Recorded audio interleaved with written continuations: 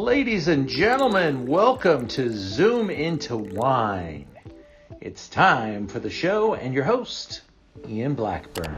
Good evening, everyone. Thank you for joining me. This is Ian Blackburn. It's time for Zoom into Wine. It's 7 o'clock on Wednesday. Maybe it's a few minutes past 7. The internet has not been very kind today. Took a few swipes to getting this thing up and running today, so we're apologizing for being a little bit delayed. But we have a fantastic show tonight. We're talking about the Rhone Valley, and I really love the wines that we picked out for this evening. I hope you guys do as well. Let's get right into it. And then we'll spend a minute talking about all things.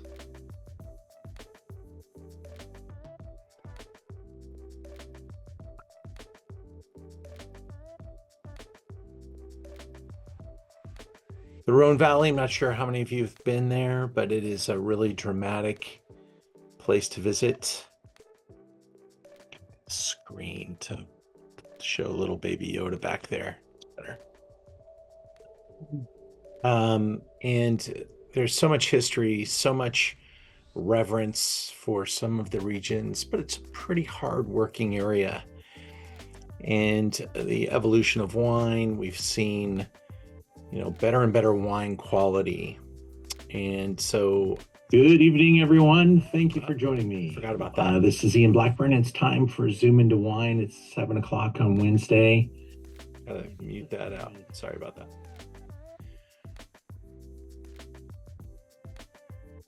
Only done this 5 years in a row, but the YouTube thing is a little new to me, and I'm still working that through. We used to put it on Facebook, and Facebook doesn't like us talking about wine. So that is why we are on YouTube. All right. Like I said, the internet has just been a little bit tough on me today. I'm working really hard. So I can't wait to taste the first wine of the day. And this is Chateau Pesquie, is a fantastic producer. I think you're going to love. They are from Ventoux. And this is the Terrasses Blanc 22. Actually had the winemaker in my office just a couple of months ago. And this is a really top offering. In fact, I want to show you a little better map. I think I've got that up here. Yeah. So we'll go into this map here and we'll look at where Ventoux is. It's Mount Ventoux, and we can kind of back out from here and see the lay of the land.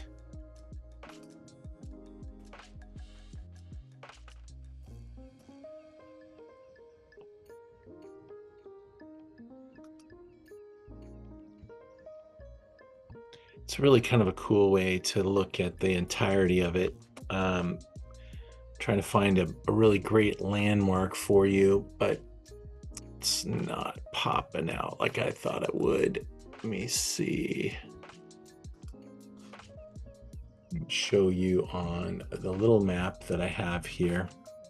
We're down in here, right on the backside of Vaccarat, I believe. And Avignon is the major city, so I was hoping to see that pop up. Give me Avignon. There it is. Okay. There's Avignon. And there is kind of the Mount Ventoux and the Ventoux region that surrounds it. Go back in. This is the highest elevation in the Rhone Valley. And so that is significant for that right there. There are a growing number of producers in this area. It doesn't have a long, storied appellation type thing. This is a Vaucluse right here. You can see Vaucluse. And this is where all these wineries are in these hilly sides. And so this makes it a particularly interesting spot that's developing its own reputation. And there are a couple of producers that I carry here, like Shen Blue, that's a neighbor that carries Vaucluse appellation. And so it is fantastic to get to know some of these small teeny producers, have them come and visit us and taste with them and to learn about what's going on. They have 250 acres of vines, and these guys have been making really great values from the Rhone Valley for a long time.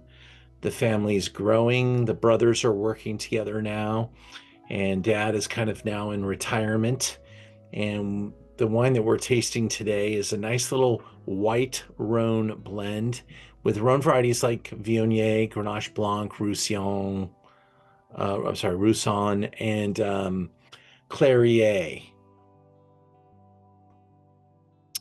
And white Rhones have been kind of lighting up the sky for the last year. I've been selling an increasing amount of white wines. I actually think it's part of what people haven't really been talking about too much, but I have been expecting it to come for a while. We saw the world drinking lots of red, and I'm sure all of you still have friends and family members that are like, I still only really like red wine. But that pendulum has really started to swing back the other way, and white wines have really become much more important. And I believe that white wine is really taking back some share. I think white wines are so food friendly. Seafood, chicken, Mediterranean, Chinese, Asian. There's so much you can eat with white wines, whereas red really requires a pretty big protein or just someone who loves red wine. And I think white wine is really taking back a good share of the marketplace. There's fewer allergens in white wines. Red wines do tend to impact people's senses a little bit more. So I think there's some benefit there. Hippocrates 5,000 years ago said, drink red wine for your heart and white wine for your liver. And all we need is 60 minutes to do a special like they did on the benefits of red wine and like heart disease and blood health. We need 60 minutes to revisit that and talk about the benefits of white wine and maybe the benefits to your liver. I think that would cause the next boom. These Rhone varieties are typically aromatic, like Viognier, but even Grenache Blanc can have some wonderful white floral characteristics, some honey, and Rousson can be of quite an interesting wine on its own. Can age really well, can be very interesting. Clairier is another interesting one because you don't see many 100% Clairier wines. So it's often blended in. And in fact, a lot of producers blend it into red. I mean, all these grape varieties get blended into the red wines too. They often do use red and whites, especially in a wine like Châteauneuf de Pape that can have 13 different grape varieties, red and white, blended together. This is an area where blends kind of rule, and this is a wine that makes sense. This is just a super little value wine. There's the brothers. They're making beautiful wine together. They're leaning on the shoulders of giants and also their fathers. Great investment and leadership. There's the mount back there. They get the benefits of that, more diurnal range, a little bit of protection, but they still have the Mistrals and all the classic things that happen in their own valley, the weather, the stones, the galets. $20, $18.95.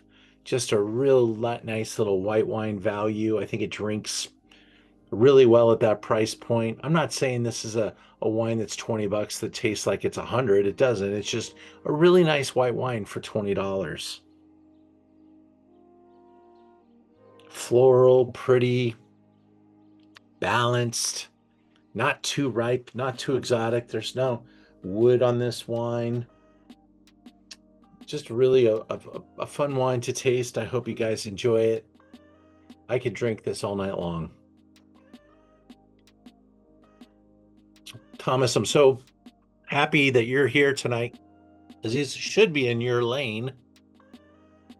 It very much is. I like this wine a lot. Cool. I was actually expecting you to have. I was delighted, being more of a red wine drinker myself. I'm actually happy with the mix tonight, but I was kind of expecting you to do 2 or 3 white Rhones.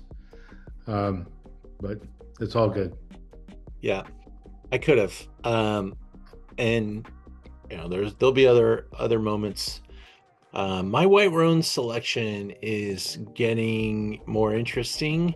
I've been, saying this for a while as well. There's fewer restaurants buying really top, high-end stuff, and I'm really happy to carry it. It is, harder on the budget, but I have a really interesting set of top stuff in the Rhone, in the white department, and the reds.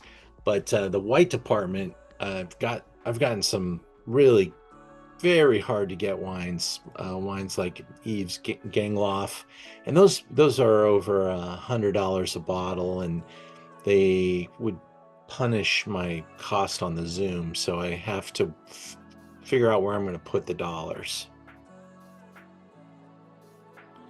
But I do feel very good about this producer, and I carry 3 different cuvées. I probably could carry them all. They're very, very good at what they do, and they over deliver because of their appellation and the lack of expensive names, and the fact that they own the land and they can put this wine in the bottle at this price and be profitable. It's a heck of a lot better than making wine like this and selling it to a cooperative and getting paid to have it all blended into somebody else's Côte de Rhone, which is often what a lot of these producers in the Rhone had to do. And that's why we're learning about all these new Rhone appellations, because a lot of them started to pull back their fruit and keep it and make better wine for themselves. It requires a little bit more capital. It requires a little longer vision, because it does take some serious investment, and it's hard to gather that strength. But little by little it's happening, and we're seeing a lot of interesting new appellations. So let's get back into the slideshow and see what's next. We're going to go to a Côte de Rhone wine. This one is made not in a cooperative, but by a producer named Pierre Gaillard, who is one of the notable, famous names that you can count on in the Northern Rhone. Now, there are Côte de Rhone villages in the north and the south of the Rhone Valley. And what we're going to taste today is the 2021, and something to appreciate. That little white that we just had was 22. 22 and 20 are very similar vintages. Warm, dry, pretty extravagant, and pretty ripe.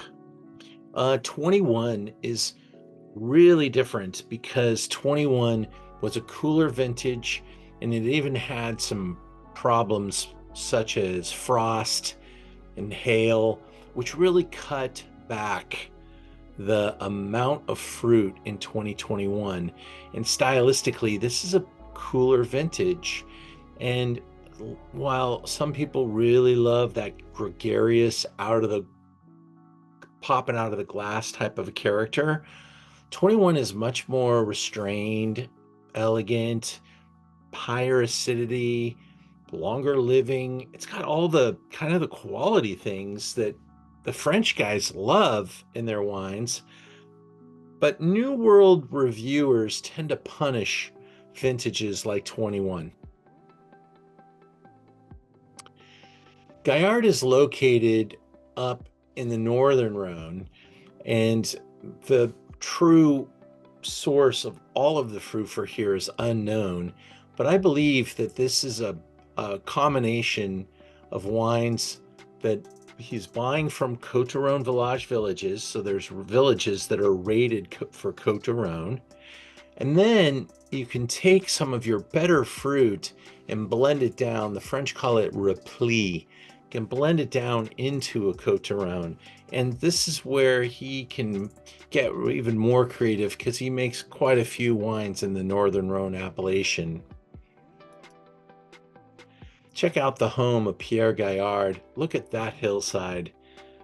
If that doesn't scream high quality, hand-picked, low yield. Look at that, all mono.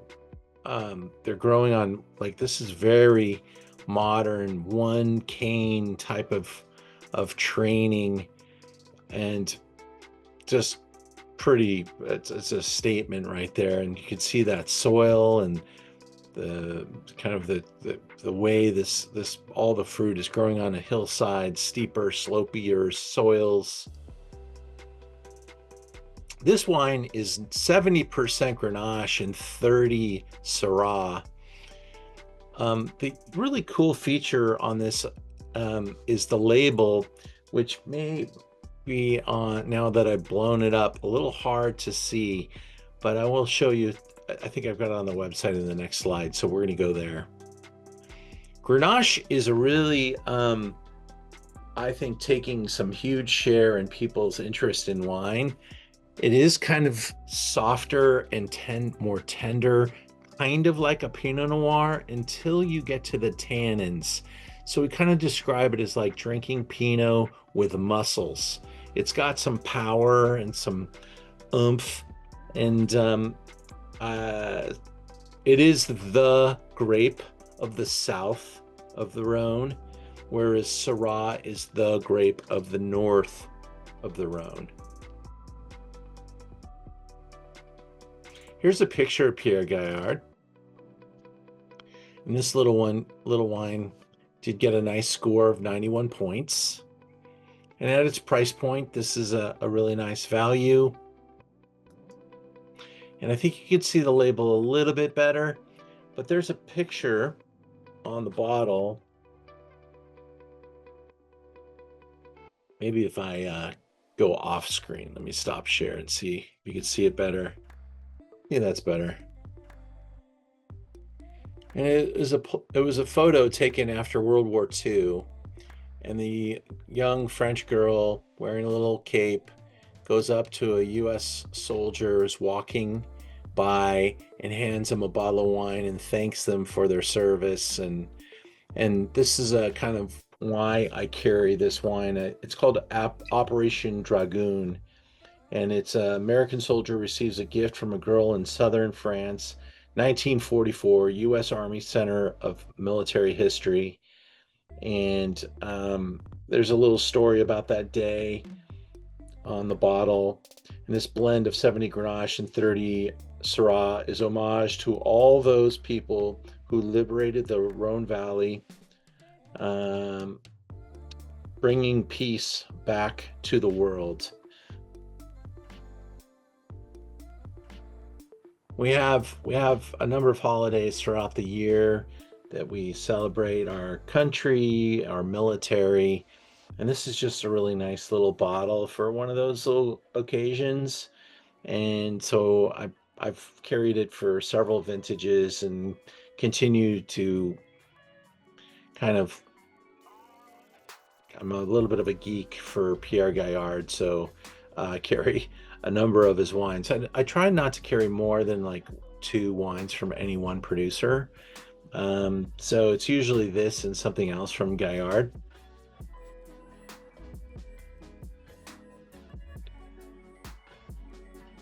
Fanboy, that's what they call me.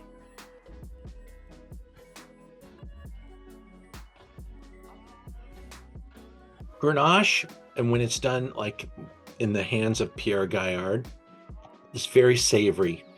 You get that leafiness, that olive, that tomato plant kind of aroma. I do really like this wine. At this price point, you're gonna like it too.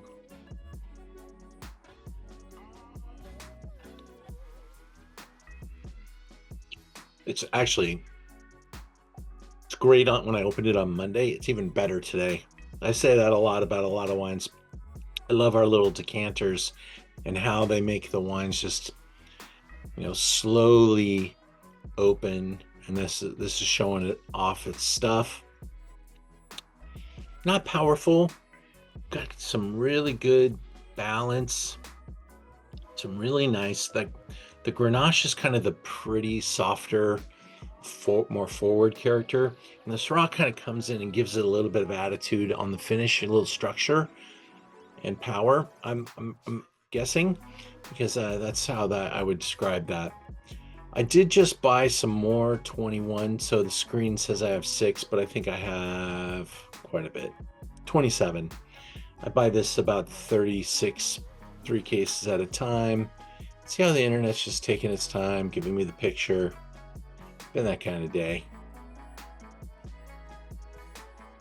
$23.95 is the price for this bottle, and that's a lot of wine for $24. Sandra, what do you think of that? Not yours. You're out. Richard, is that working for you? Let's see if I can ask you to unmute right there. Yeah. No, I enjoy it much. I think I'm liking the next wine a little better, which I think is going to be all Syrah, but I'm not sure. Yeah, it's going to get a little bit more expensive, a little better. Peter, your hands up. Thank you. How you doing? I'm doing great, Ian. So great to hear your voice and see your show again. Thanks for doing this. We really appreciate it. I just wanted to say about the first 2 wines. So first of all, the Grenache Blanc, the first thing that comes to mind is what the late Chris Curran did when she did hers from 2003. And I just tasted the Grenache Blanc like 2 days ago, Peter. It was just amazing. Our last bottle was 2003. That was our first vintage. We actually had it with her and Bruno in our house. And I'll never forget that. And there's a lot of the memories of that I got out of the first one. It was delicious. Yeah. And this one, you know how much we love Grenache and Syrah. I think it's delicious.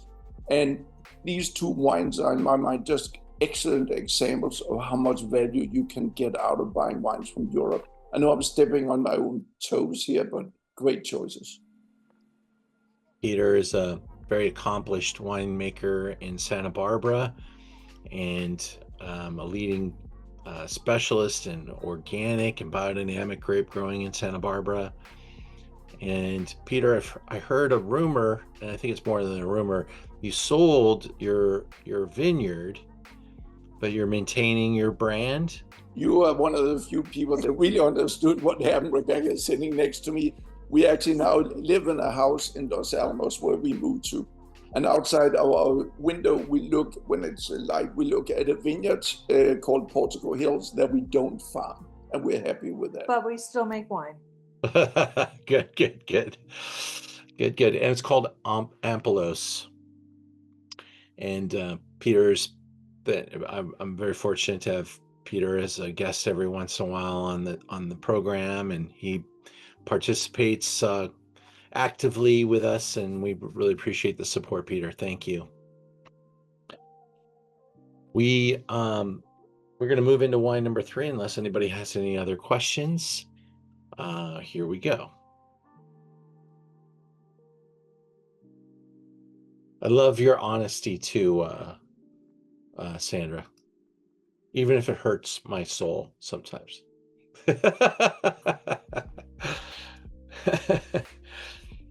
Chateau de Saint-Consomme is a great producer of merit. We're going to taste one of their, I don't know, every year I buy a couple of wines from this producer as well. It's hard to not want to buy them all because they are so good at what they do. This is Gigondas. And honestly, maybe for our palates tonight, a few more dollars will net a much bigger wine. Gigondas is in and around Châteauneuf de Pape, and you can see Châteauneuf de Pape here, and let me just, I don't see it highlighted here on my map, but I think it's right there. And Gigondas is what we're going to be tasting here, but one of 12 different appellated wines this winery makes. They do make quite a few different parts of the Rhone Valley. So they're a sizable producer of merit. They got great distribution. You know, the one thing that kind of I always ask about these Rhone wines is why we're not seeing these poured more in steakhouses and great restaurants. Most of the Rhone wines are sold through retail stores, and I'd love to go to a great restaurant and see them offer something like a Gigondas by the glass. Often, if they do, they go for the lower price point, $15, kind of by the glass Côte de Rhone, and I think the region suffers a little bit from that. But this is a great look at the area of Gigondas, and what you're going to see throughout the Rhone Valley are these incredible exposures. Loving all the horticulture here, and the plants and the vines and the hillside and the slope and the direction of the vineyards, and you can see the intensity of that soil. Just really cool. This is actually, to your point, Richard, this is 70 Grenache, 15 Mourvèdre, 14 Syrah, and 1 Cinsault. I honestly was a little surprised by that blend when I tasted it. They do tend to get a lot of wine out of these grape varieties, and I thought, Syrah, this is a southern appellated wine, but it's got the color and it's got the richness, and they really lean into that peppery herbs and spice character. Cinsault is another Rhone variety. I think that in total there's between 33 and 34, maybe there's 35 now Rhone varieties. So there's 13 that you can use in a Châteauneuf de Pape.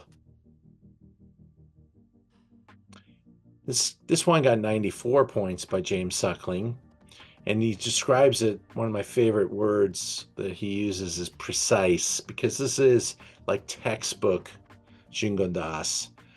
Textured and lively with aromas of wild berries, blackberries, dried thyme, bay leaves, baking spices, dried flowers on the nose. Sandra, is this one better for you? Much? Yeah, okay, good. Just wanted to check in, make sure I wasn't. Hey, Ian, I got a question. Yeah, Peter. So the one I'm drinking here, they're saying, Cosme, it says Saint Joseph. You know what? The one I'm drinking says Saint Joseph also. Okay. I don't mean to confuse you, but I'm confused. I'm not sure why my slideshow says Gigondas. Let me see. Because isn't it Saint Joseph mostly Syrah? Yeah. I haven't put it in my mouth yet. Let me just see what's going on. Because mine is the Saint Joseph as well, Ian. Cool. So at least we're consistent in the mistake. It's not like one person got the wrong bottle. Let me just see what we promised, because maybe my designer just grabbed the wrong wine. And I would rather drink a Saint Joseph than Gigondas anyway. Okay, well, that gives us something better to talk about. And I think it's a little bit more money too. So let's just see what we said. Look how slow things are. Is everybody else's internet? At least the Zoom's working. I think it's Shopify. It's because the Dodgers won the World Series. It's Yeah, punishment. blame them for everything. Yeah, that's right. Yeah, it does say Gigondas is supposed to be on the Zoom. My team pulled the Saint Joseph, so I apologize, but it's delicious. Did not catch it. So let's talk about Saint Joseph. And we can roll with this. This is not the worst mistake. It's not that much more expensive, right? Let's see.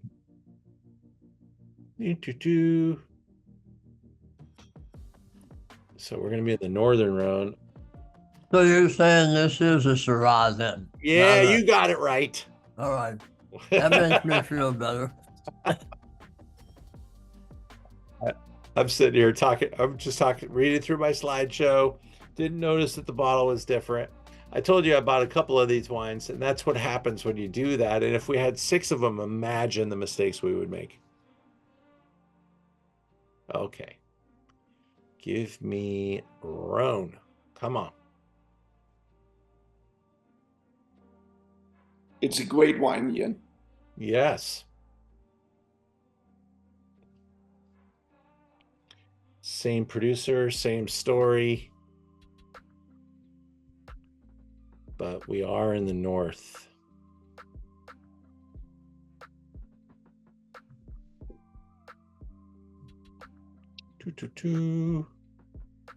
And here it comes. I'm getting warmer. There it is. There's the Gigondas at 60. Gigondas was 65.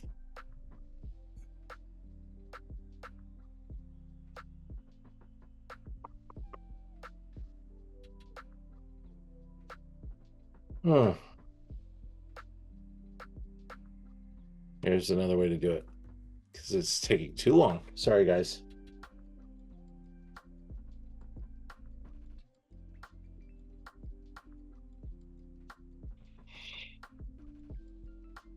Uh-oh. It went the other way on us, guys. It actually got less expensive. So we get a discount. You get a discount. I'm going to send each of you a $1.25 coupon code, because this wine is $46, not $64. Did still get the 94-point score, so we got that point right, but we're in the wrong part of the Rhone Valley, so it's delicious, and it's 100% Syrah. Love it. 100% is as required to be called a Saint Joseph. We do have 12 bottles of this wine in stock. I'm wondering how we did that. Okay, I apologize, guys. Sorry about that. Did not catch it.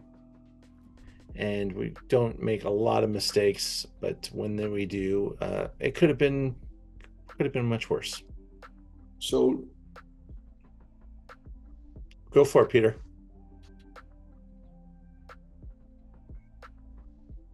So we're in Saint Joseph, and I'm going to show you on the map where that is. I can do that easily on the map that we were looking at earlier. Come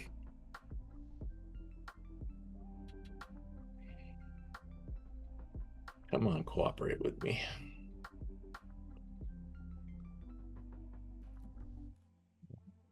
It's not. Internet gods and my brain are not going well. So give me 1 second. I'll pull up the slideshow again. Here we go.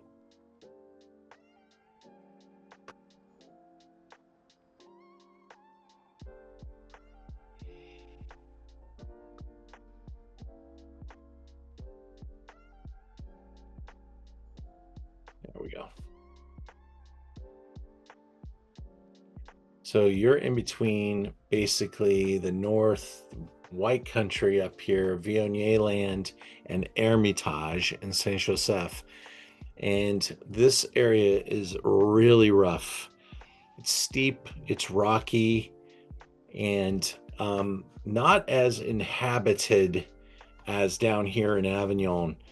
You've got the river, and some people even use the river to commute from the south up into the north.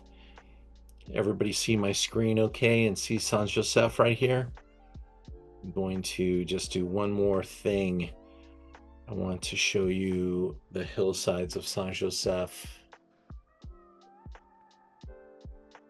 So where's Côte Rôtie? Côte Rôtie, also right there. So you're basically in between Côte Rôtie and Hermitage.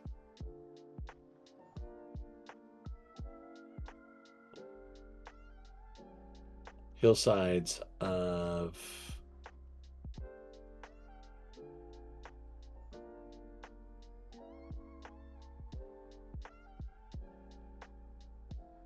we go.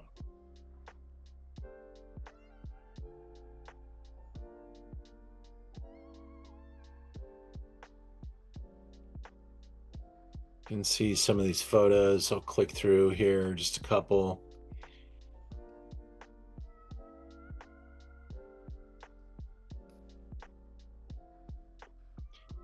Super, super rough. You know, you get a workout. And it's very similar. You can see here, maybe Saint Joseph. Nope.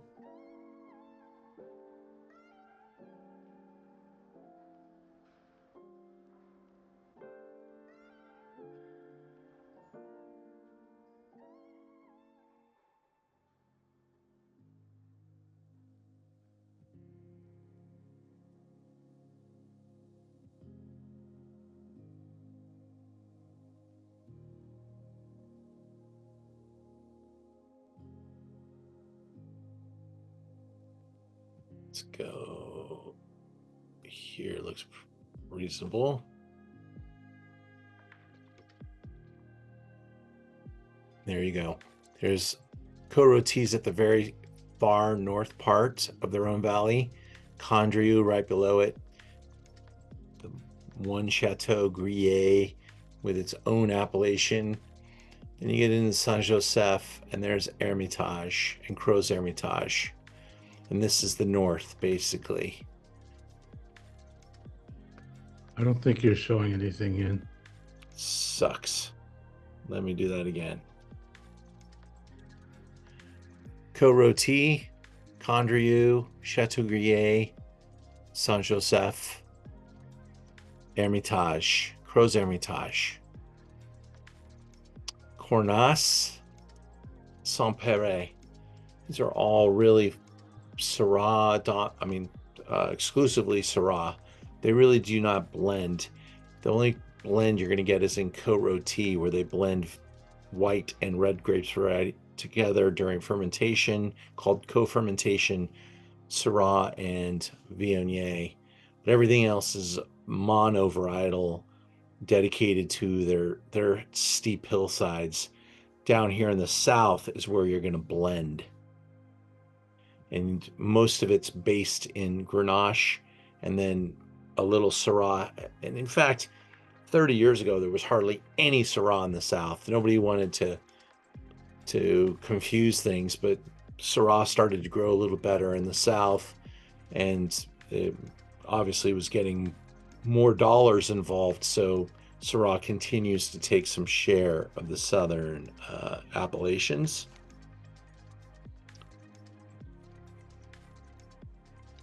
Thank you, Wine Scholars, for letting me use your map. Okay, we'll go back into our Zoom. This little map didn't really show it off well enough. Go to our next wine. I want to taste this with you because I haven't even tasted it yet. We know we don't have the Gigondas. We have the Saint Joseph. 2022 is the vintage.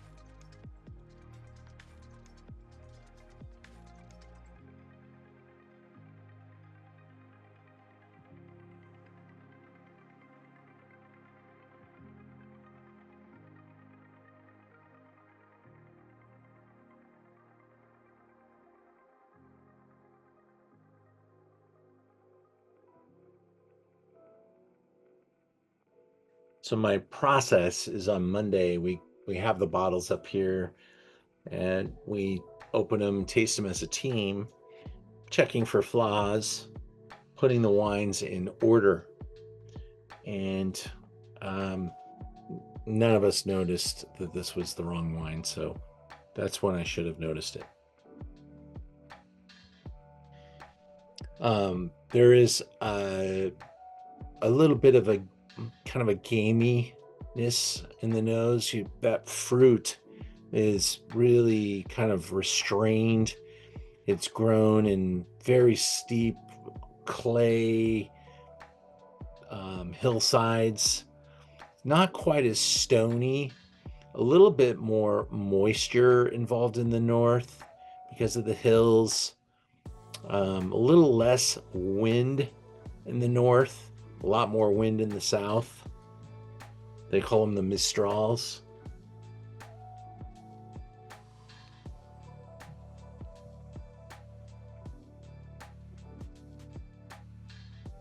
That is beautiful. And what James says on this one, robust, well-built, focused red with aromas of dark cherries, sweet berries, wild herbs, baking spices on the nose. Dunnick between 92 and 95 as well.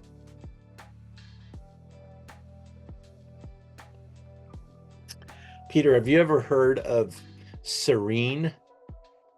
It is the ancient version of Syrah. What? Say that again. What is Serene? 100% Serene, an ancient and local variety of Syrah. So it is a native Syrah. Maybe it's I think clones probably came from it rather than it came from a clone. So I was just going to ask you, is that a different clone of Syrah than the clones we talk about here in California? Yeah, I think some people bring, say they have Hermitage, right? What kind of clones do you work with? Do you know? I work with a 383, 470 Estrella River. I've worked with 99 in the past. Okay. So Estrella clone, and what was the 373? 383 and 470. 470. Yeah, 470 is awesome.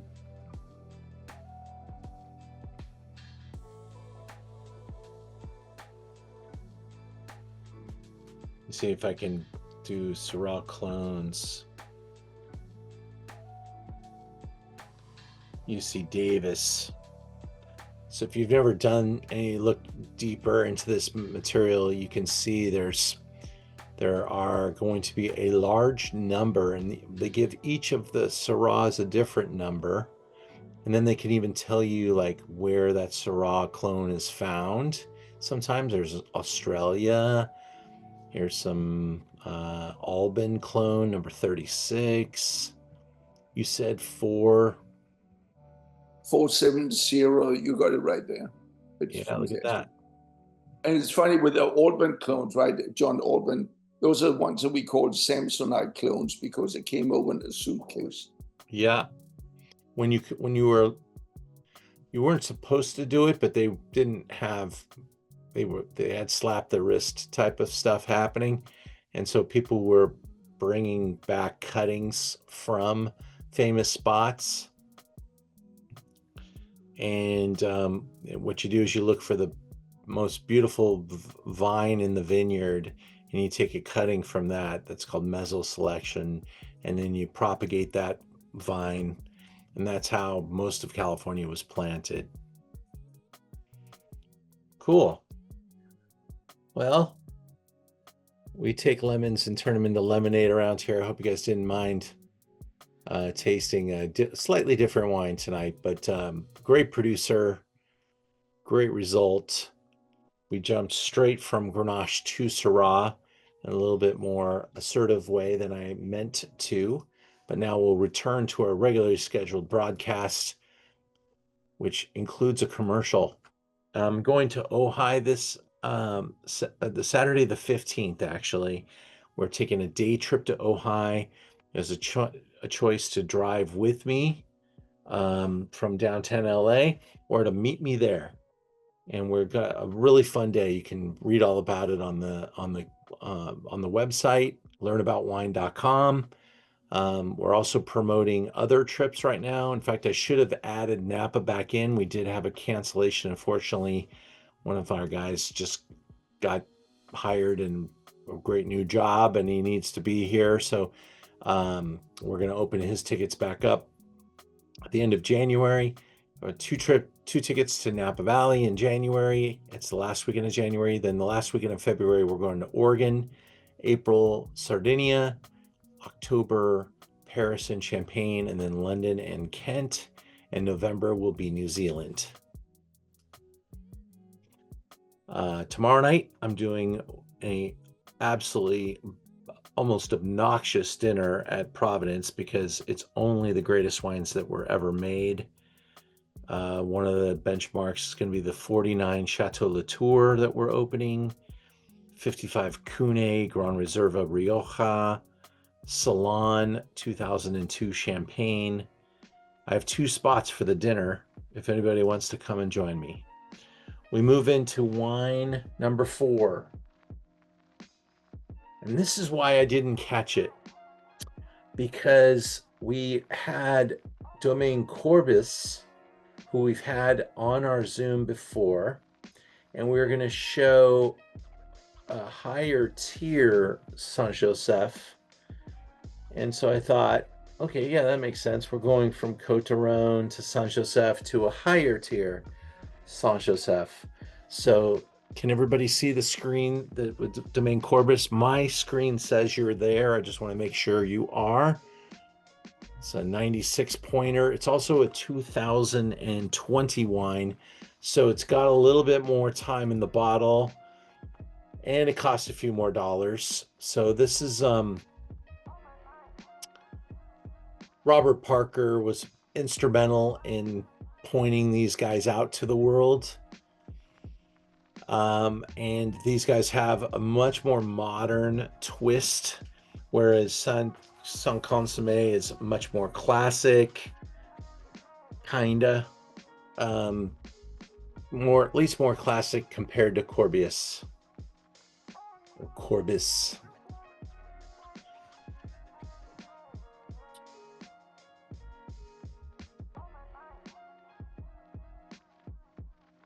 This is a single plot.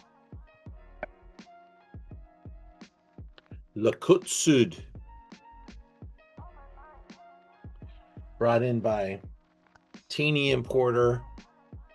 Check out that hillside. I mean, people probably tumbled down that hillside while picking these grapes. Really steep, really severe.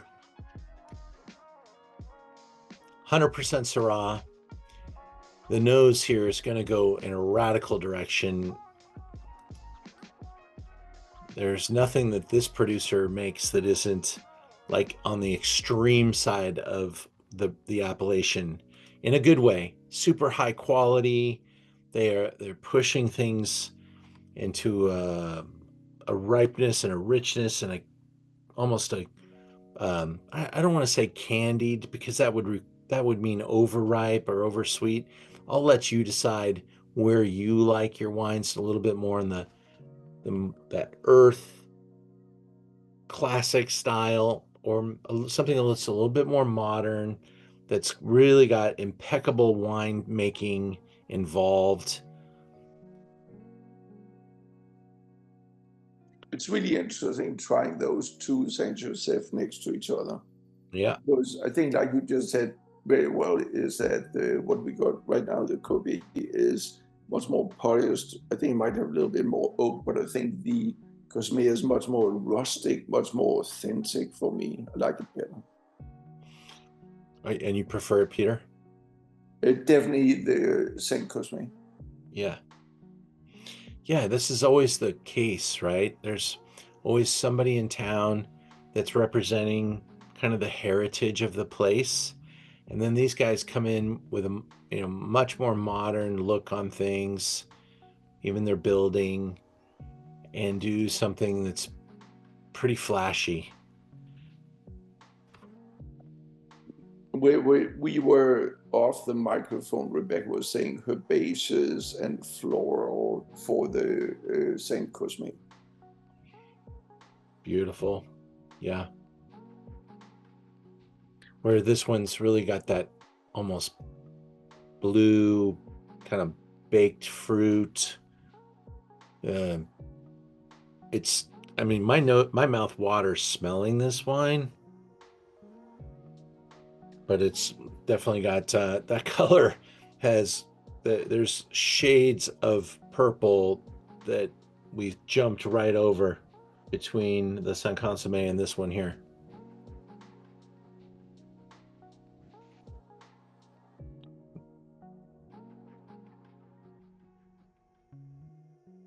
Most of the wines this house makes are getting really close to $100 a bottle. This is Saint Joseph is kind of the value of the North. It is, got this in Cornas. I think Cornas is more expensive than Saint Joseph. And so it's kind of like Culver City versus Bel Air. It's kind of got just a little different reputation. These guys are exploiting some great sites and making some amazing stuff and getting some really big rewards from the press. Love to get your feedback and see if you can pick which one you preferred. Peter, I know where you're at. Hold up a finger, 1 or 2. William, you like the first one. Thomas, 1 or 2 for you.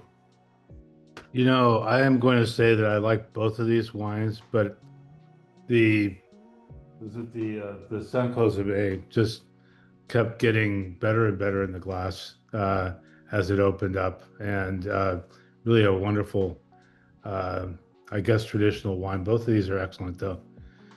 So I'm waffling. Sorry about that. Hey, that's okay. In fact, I'm often asked about favorites, and I'm often saying, and I don't really like to say favorite because they both kind of have a different purpose. I would love to be at a dinner party where we start with the Saint Consomme and we finish with the Courbis. With these wines, Ian, I keep thinking about like Italian cuts of beef. I don't know why, but that keeps striking me as really good matches potentially. You know what I mean? Like a giant, like Florentine steak. Yeah, a bistecca Fiorentina. Yeah, that type of thing, and it's like a little bit out of region and all that kind of stuff. But that's what I'm getting with these. Yeah, there's regionally. The Rhone, certainly, dishes like beef stews, beef bourguignon is kind of probably pretty classic. There's lots of things with like beans and cassoulet and things like that. I've had quite a few chefs do lamb with this type of dish. I think lamb and Syrah are awesome. Also Pinot, of course, Peter, right? Of course. All right. Well, we'll continue to climb the food chain, hopefully with fewer surprises. But let's go to an absolutely fantastic Châteauneuf de Pape. First, a confession. The first wine that I ever had that made me go wow was Châteauneuf de Pape. Maybe it was the name, maybe it was the bottle. I don't know what it was about it. No, I know what it was about it. It was freaking great. I didn't realize how great it was until I started telling people that, I just had this great Châteauneuf de Pape.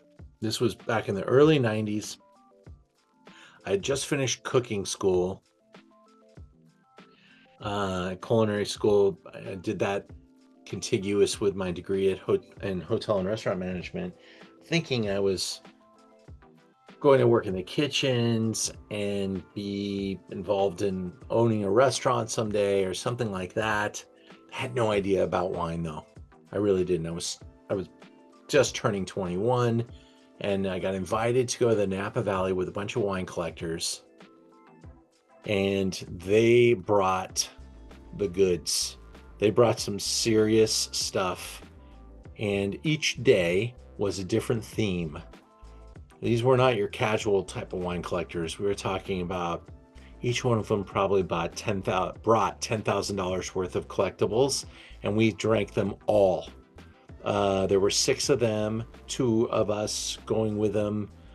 One of us drove, one of us cooked. I was the cook, and we just we occupied different guest houses and had the time of our lives. And that's when I really fell in love with wine. And the Châteauneuf de Pape was Chateau Reyes, which is almost embarrassed to say it now because it's such an expensive bottle of wine. But it was the wine that I had no training. I didn't understand how much it cost. I just tasted it and it flipped me out. I was like, whoa. And that showed me this incredible potential. And so I really have a great appreciation for Châteauneuf de Pape from various angles. I went to work for a number of different brands, and this is a cool one.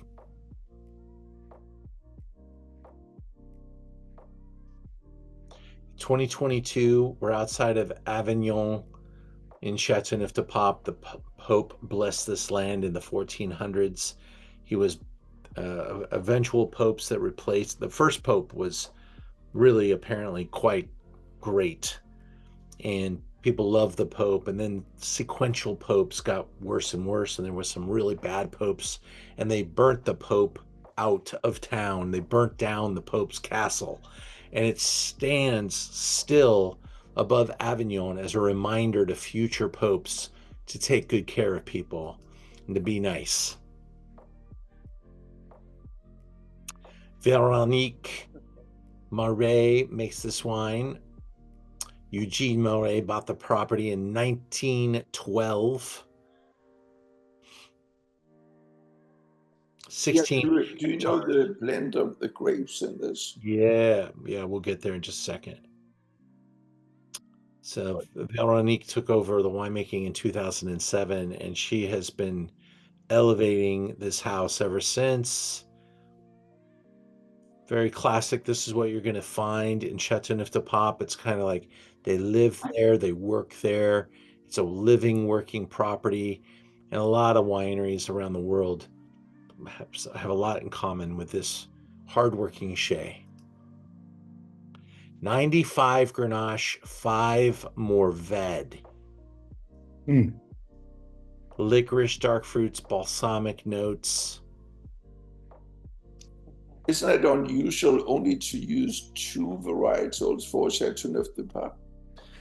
Well, Reyes is 100% Grenache. No, not unusual. I'd say what is interesting about Châteauneuf de Pape is the incredible diversity in what choices people make. Some of the most famous Châteauneuf de Papes are dominated by Mourvèdre.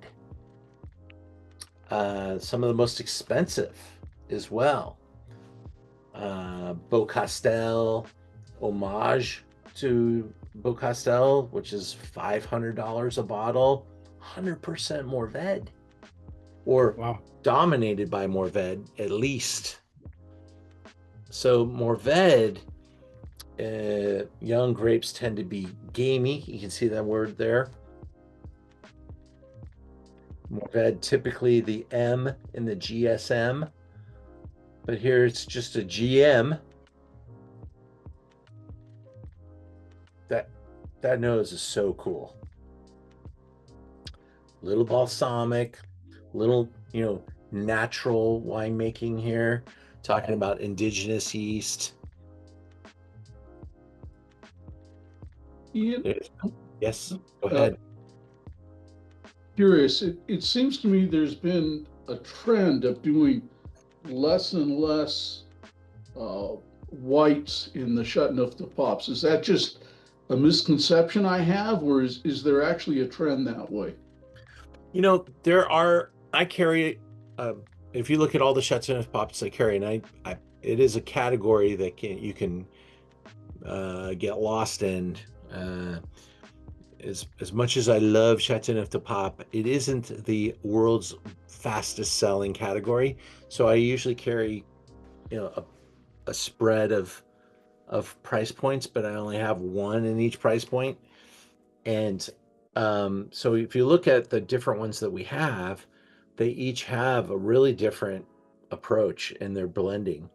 And it's not about price. It's just about the philosophy of the house. And there are quite a few houses that still use the white varietal. I would say, though, that due to the interdependence that some of these producers have on big scores, there probably is kind of a leaning towards using just the big red varietals to make it a little bit more focused. And this isn't a part of the Rhone where they do co-fermentations. They harvest at different times because the grapes are different and they ripen at different moments. This is Châteauneuf de Pape is covered in galets. Those are round rocks. The Rhone River moved these down from the north of Europe during the glacial periods, and that water washed away most of the topsoil. So all you have are round stones everywhere. And that's part of the charm, the magic. The vines are, unwatered. There's plenty of rain here, plenty of wind. You can have incredible weather for moments at a time. You have winds for weeks at a time. Any other questions? Go for it. 5'4". I can cook. I don't say no. Uh-oh. I don't know what that was, but that wasn't me this time. Yeah, and isn't it so that those Gaillards, those rocks out on the top, they retain the heat during the day and keep it, so in the evening when it gets cold, they keep on having that heat to keep the heating of the grape. Yeah, it's like a little oven in the vineyard.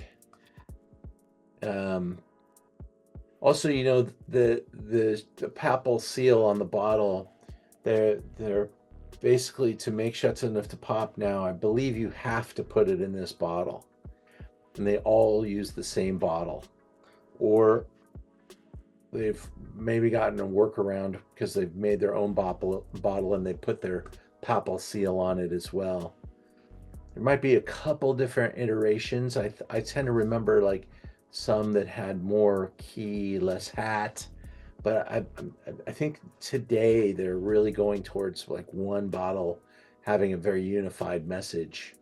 And yes, Peter, that those rocks are the one of the warming devices that help in that regard, because they do have a good amount of temperature variation. They're closer to the water in Châteauneuf de Pape.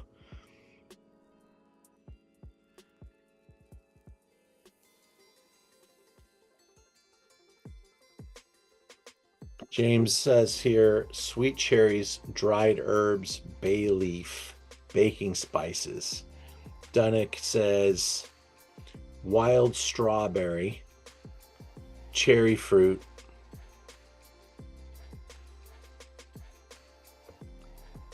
layered mouthfeel, ultrafine tannins.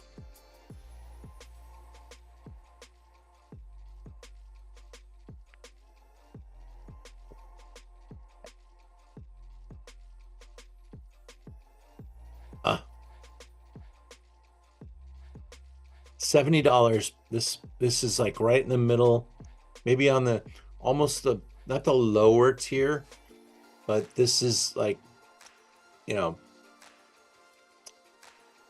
I think if I were to buy it today, this would probably be $80 because I bought this before the tariffs came in. So what I've got is what I've got. And this was a really lucky buy because this wine is awesome and deserves to be up there with some of the others. I pay more for others. And I like this one maybe even more. Moving on. Running a little long here, sorry. We're finishing with Legend. I am a huge fan of Chave. In fact, at my dinner tomorrow night at Providence, another plug, we're drinking 85 Chave with dinner. And at Chave, they make a number of wines. They make a fantastic little Côte de Rhone called Mon Coeur, My Heart. This is Farconnet. It is a Hermitage that basically kind of was made because he has his Chave Hermitage, which is the iconic Hermitage, and then this one is made from either fruit that didn't make that blend, maybe because it's younger vines, and that's probably mostly what it is, because it's younger vines, replanted fruit, but it's still the great soils. And so he was really kind of perplexed. David Shiverick told me the story a few years ago, I think it was on Zoom, in fact, about how this wine came about, because he was making all this Hermitage, and then the stuff he wasn't using, he was bulking out. And they're like, whoa, wait a second, you're doing what? We can make another wine from this and people will still love it. And he's like, yeah, we're growing the fruit. It's his fruit. And it's his vineyard, and his vineyards are iconic. So this is Hermitage on a budget from Chave, because the Chave Hermitage starts now at about $350 a bottle when it's young, and it goes parabolic about year 6. It's one of the great investment opportunities. A wine guy always thinks their wine's going to be worth more in the future. We may see lower prices in the future. I don't know. But for the past 20 years, you buy these Chave Hermitage young, and at about year 6 or 7, they double. And then they double again when they hit about 10 years old. That's the hill.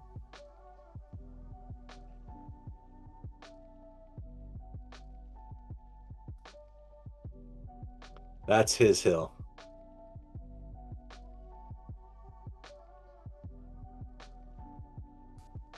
Very his top Hermitage comes from very old vines. So Ian, if I remember correct, you can use some Viognier Hermitage if you want to, right? Honestly, I don't think so. But I might be schooled here. Let's find out if he does. I don't think he does it. Let's find out. I think they can use Marsanne or Roussanne in some of the Hermitage reds, not Viognier. So this is 100% Syrah on the website. I think the Hermitage has to be 100% Syrah. So let's find out what Google says. Does Hermitage need to be 100% Syrah? No. I think they can use Marsanne and Roussanne. Yep, there it is, buddy. You are right again. Boom. Yep. Good point. Cornas requires 100%.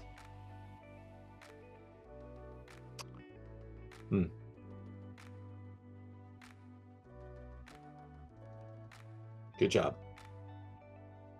I probably knew that at one point in my life, but you don't use it, you lose it, and I've lost that. 15 Marsan and Roussan can be allowed, but this is 100% Syrah.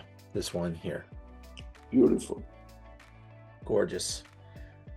Get you back in. We're at $80. We're tasting the 21. Remember what I said about 21 earlier.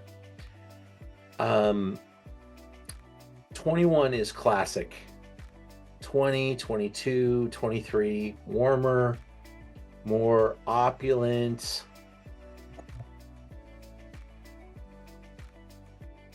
Smoky, bacon fat. This is the model of Syrah, Hermitage, maybe Côte Rôtie, but Côte Rôtie can be really about that, especially which Côte Rôtie you're talking about, the Lalas, etc. They all go crazy on price. But here you really smell that beautiful balance, benchmark Syrah character. And this is what, when people go to make Syrah, they're typically influenced by this, is like in your brain as to what Syrah could and should taste like.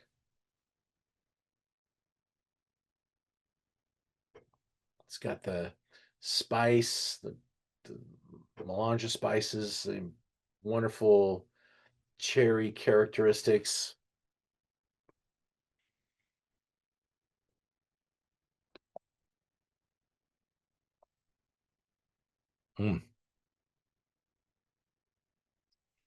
Amazing nose on the Chave. Yes. In closing, guys, I want to thank you guys for putting up with me tonight. I've been working my butt off. We have Stars of Cabernet at the end of this month, and I've got about 14 days to pull off some pretty difficult things. Also, my team player, Joe, here in the office, who's worked for me for a couple of years, actually took a vacation. And so I've been in the store by myself with a new hire helping me out. Not making excuses. Probably should have caught that Gigondas there, but worked out pretty well. And I apologize to you if you're not happy. Let me know. But, Yeah, this was great. That was awesome. Thanks for taking us through these wines. yeah, man, my pleasure. I'm so glad that you could do it with me because you guys made it fun. Sandra, what was your favorite? 6. You like the Hermitage. William, you've been quiet. A lot of good wines, but I have to say, kind of like you, I've always been a fan of Chateauneuf de Pape. It was probably the first Rhone I ever had, and have always kind of loved it. And that one was very nice. So Awesome. Richard, thank you for your insights. You're the teacher's pet today. You get enjoyed the wines a lot. Yeah. Awesome. Well, love the hat. Isn't it a nice one? It's a great one. Well, I can talk Dodgers now. It took me 3 days to recover from Game 7. The day after, I was like high as a kite. Day 2, I lost my voice. It took me 2 days to finally lose it, but I was screaming and celebrating and stressed out beyond belief. That was the most intense baseball game I've ever seen in my life. And the whole series. The fact that they could come back and get it in the 9th, Miggy Rojas will live in infamy, and that it was just an incredible game. So many highlights. Can't wait to watch the game again. Actually, in a few weeks, I've been just loving the moment. To me, last year was great to finally win that, unadulterated season. This win was even better because the competition was fierce, man. Canada came to play. They were a great team, and it was just a couple outs away from being a totally different result. So, sorry for Canada's loss, but wow, wow, that's just the best feeling. And I heard today was the most watched baseball game of all time. 34 million people watched it around the world, and that's good for baseball. And I'm so excited for the future of the sport. I think it's gotten better. The rules have improved the game, and we're on a groove. And it's fun to be a Dodger fan. It's going to be fun to be a Giants fan. It's going to be fun to be a Padres fan. California's got some great baseball, and it's going to keep it real. And Now one the day off- you will, and one day you will have 30 million people on your show again. I, I don't deserve that, Peter, but that is a really a testament to the Dodgers. I mean, they put 4 million people through that park, all the things that they have done, great stewardship, incredible bank accounts to be able to build all that. I'm gonna be really happy to retire someday. That's what I'm hoping for. Yeah, the rest of us hope that you're never going to retire, by the way. We'll see. Maybe we'll retire to another place where I'm still doing Zooms, and we'll see how it goes. But those are many years away. Thank you guys. Have a great night. I hope that you'll join us next week. We've got the Baja experience coming. You probably got an email about that today. We've got 5 winemakers on the Zoom now next week. And so I mean, couldn't have more interesting stories to tell, different wines. It is some really good stuff. You'll love it. And there'll be a lot of uh, involvement in the chat. I sucked at the chat tonight. The slideshow was not working too well, but everything's going to be amazing next week. So join us. $19 for members and $26 for friends. So a really good deal too. Join us, and I'll look forward to seeing you then. Good night, everybody. Good night. Thanks. Thank you.